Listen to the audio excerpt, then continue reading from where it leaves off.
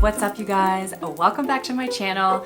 So today I am coming in with something a little bit different. I thought I would do a follow-up to my previous destination wedding. Now it is over with, it's done. I've learned a couple things throughout that experience, and a lot of you were interested in the whole destination wedding idea, especially for those women who have, like, maybe you were previously married, or whatever your situation is, you are interested in the whole destination wedding idea. So today I am going to tell you exactly how I did it, what I did, and the things that I learned, and some tips and tricks here and there that will help you with yours. Now, first thing I do want to say is that budget has a lot to do with your add-ons or how you handle things, so just keep that in mind. The whole idea in my eyes of a destination wedding is you have a vacation. It's just not one day. It's low maintenance. You get your day, but you also get to enjoy it with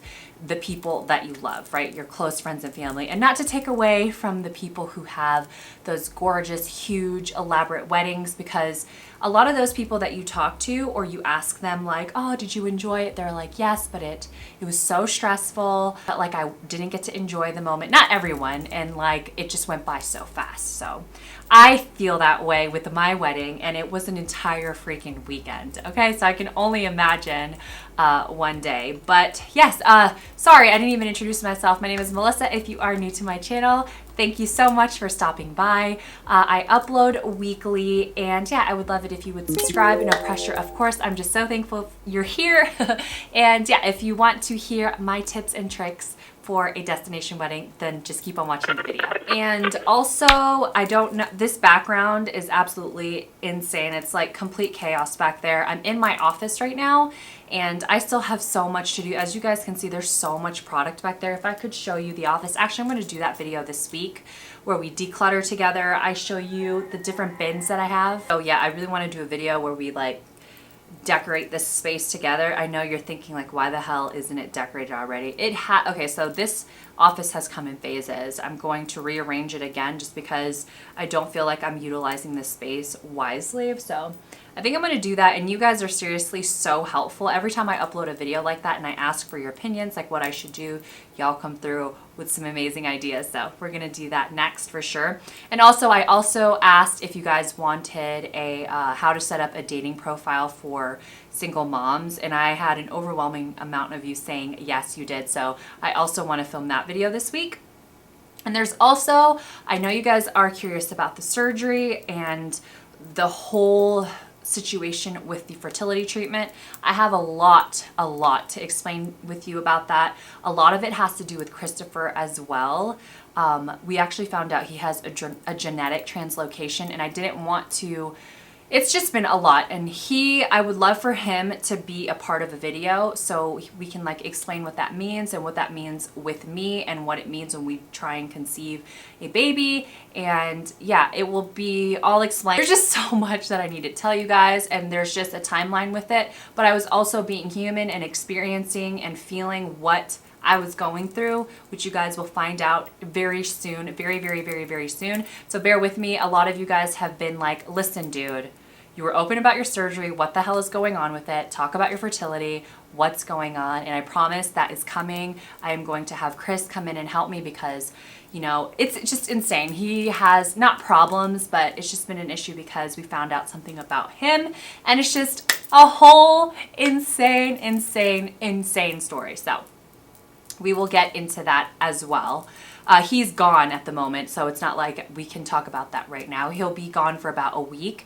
He's actually in Arizona right now taking some flight lessons or flight classes to apply. So he wants to fly commercial airlines once he gets out of the Air Force. A lot of you guys were asking me about that. And I think I'm just going to do a life update video where I talk about all of the things that have been changing. Anyway, so there's that. Bear with me. I promise you guys I will never leave you out of my life. You guys are seriously the most best friends that I could ever have. Like, the comments in that video seriously had me in tears. You have made me feel like I'm not alone in the world, and I love you so much, and I don't deserve you. And also, I did want to say I know I'm going to get questions. The lippy that I'm wearing is the Spicy Duo from my makeup collection with Ulta Beauty, which is 40% off this entire week. So take advantage of that. The eyeshadow palette is only $12 right now. The cheek palette is only $9.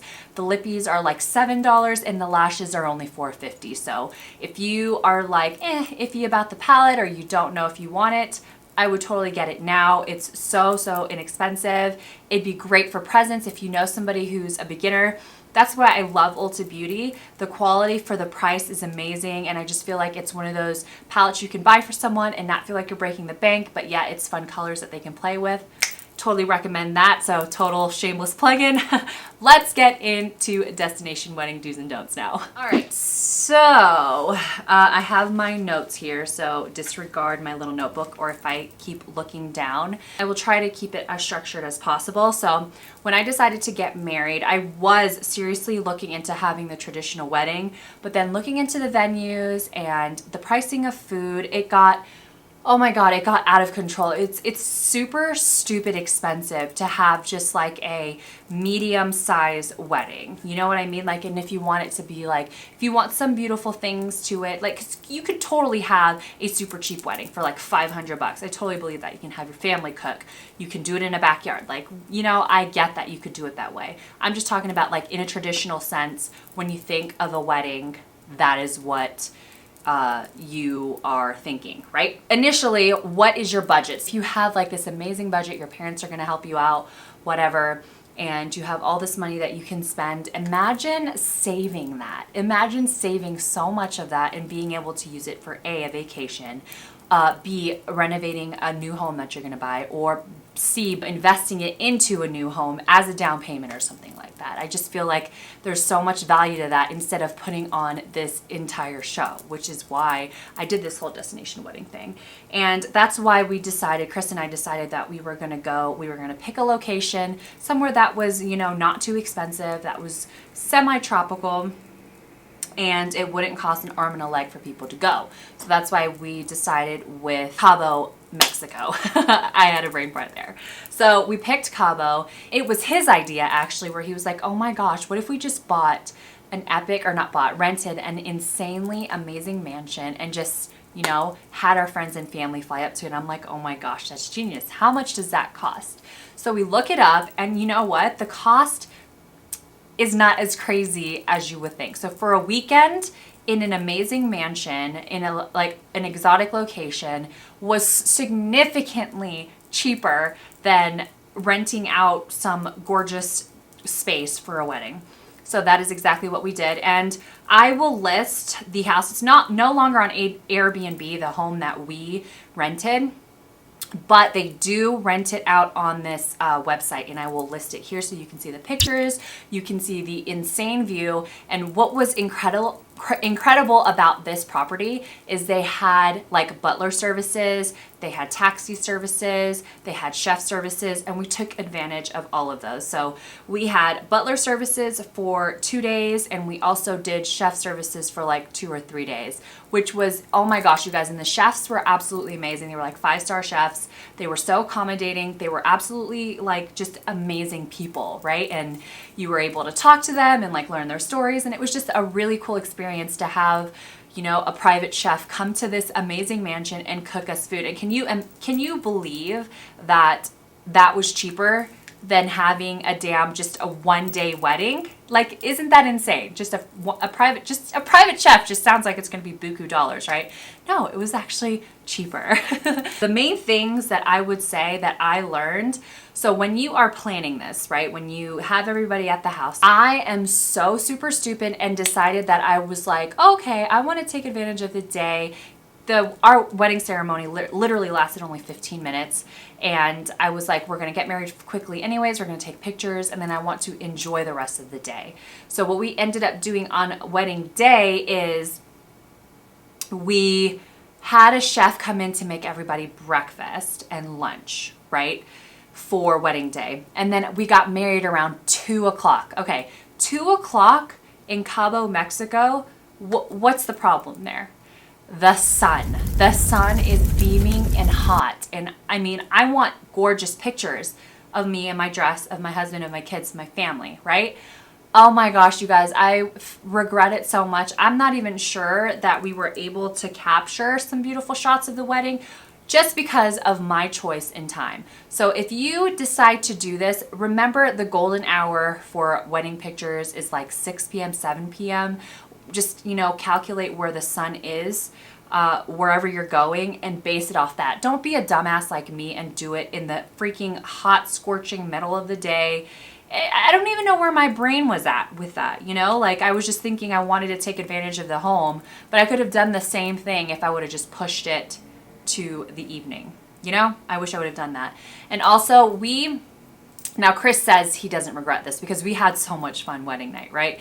We took pictures, some pictures, you know, granted the sunlight, and then we went to a restaurant wedding night with everyone. Like, I changed my dress into like a white, less formal dress, and we had like a mariachi band. It was like a really, really cool, fun dinner, and we all had an amazing time. But now thinking of it, I wish that I would have done an extra day of the chef being there. That way we could have stayed at the house and just enjoyed food at the house in our outfits, and then we could have easily taken pictures after we ate, you know what I mean? And I just wish we would have done that. But on the outside looking in now, we had such a good time.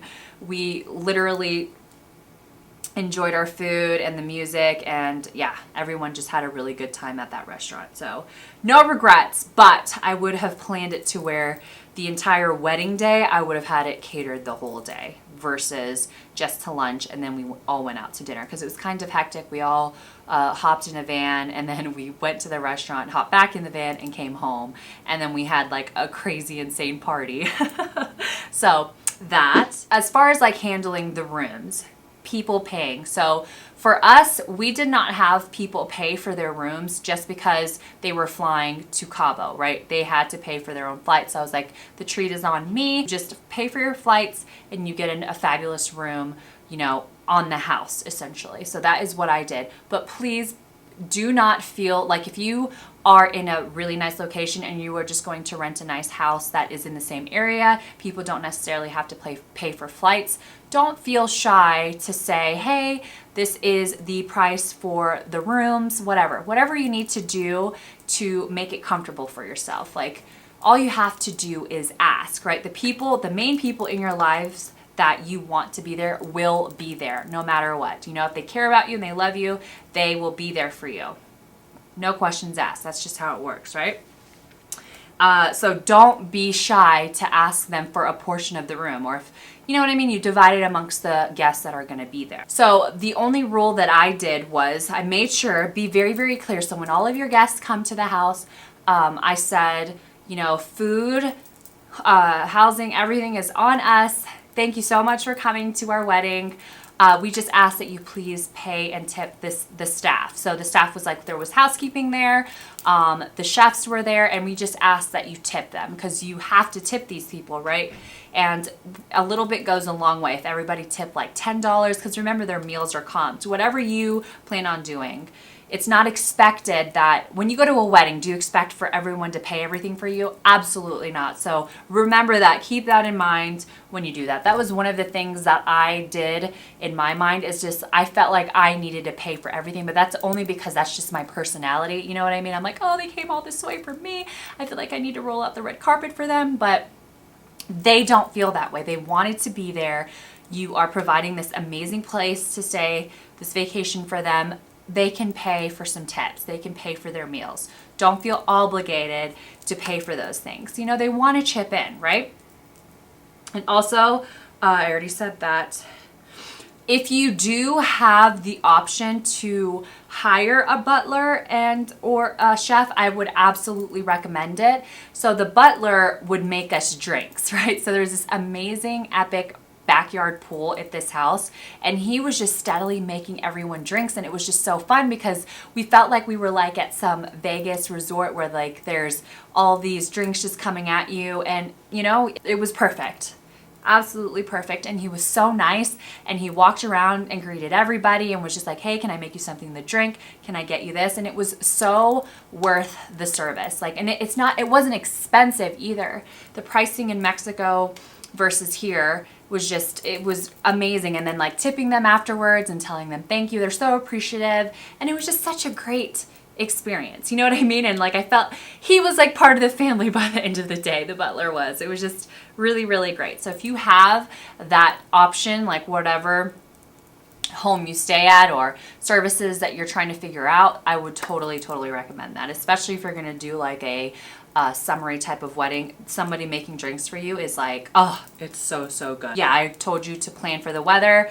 Do not do it prime. Like pictures are so important, right? Like you want to remember this experience.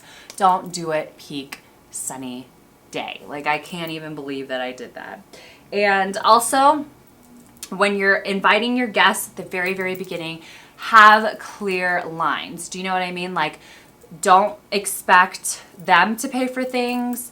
Don't expect, just be clear. You can make a cute little destination card. There's so many little templates on Pinterest that you can use, and just be clear and precise and everything will go completely smooth. Everybody is in a good mood. You're just having the most amazing time, and it completely worked out. I had the best wedding experience ever. All of the guests had an amazing time. It was just absolutely perfect. And I completely recommend a destination wedding if you are interested in it, you know. And the whole Airbnb idea is, I think, a fantastic idea, or renting at home somewhere tropical is an amazing idea, especially if you have guests who are willing to put in for it. You know what I mean? Or especially if you're like with me, I have a family ready for Chris and you have friends with families as well. It just works out. You just have this nice meshing. You're all together. It's just wonderful. And yeah, I think that's it. I think I pretty much told you everything that I learned in my experience. If you have had a destination wedding and you have tips and tricks, please let us know down below. This has been so helpful. You guys are amazing when you leave your comments and your feedback. You seriously help us all.